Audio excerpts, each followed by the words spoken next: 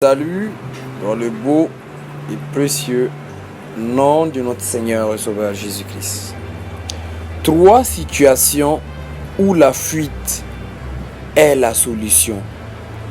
Donc, il y a des situations où la fuite est la solution.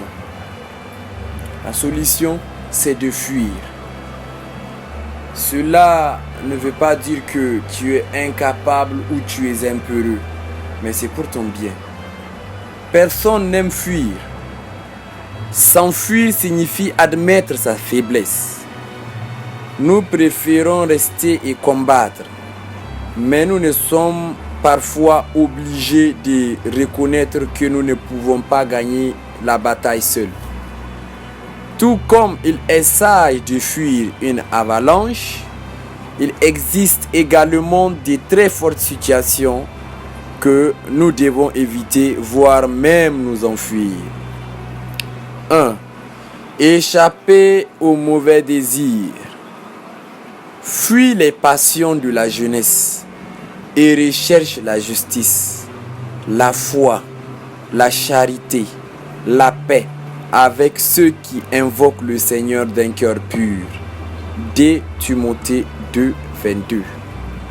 Surtout dans notre jeunesse, nous sommes confrontés à de nombreux désirs pervers. Nous devons faire très attention à ces pensées, car elles mènent facilement à des actions perverses. La solution consiste à échapper à ces désirs en concentrant nos pensées sur les choses de Dieu. 2. Échapper à l'immoralité sexuelle. Fuyez l'impudicité.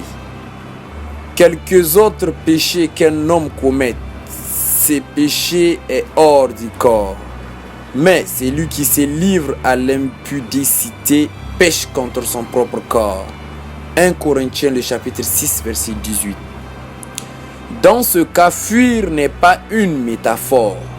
Lorsque vous vous trouvez dans un environnement tentant, sortez de là. Dans certaines situations, la tentation de l'immoralité sexuelle est très forte et la meilleure solution consiste à s'évader dans un environnement plus sûr où vous pourrez résister. 3. Échapper à l'idolâtrie.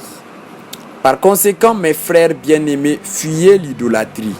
1 Corinthiens 10, le chapitre 14. Combien de choses ont de l'importance pour nous? Famille, travail, argent, pouvoir. Toutes ces choses peuvent devenir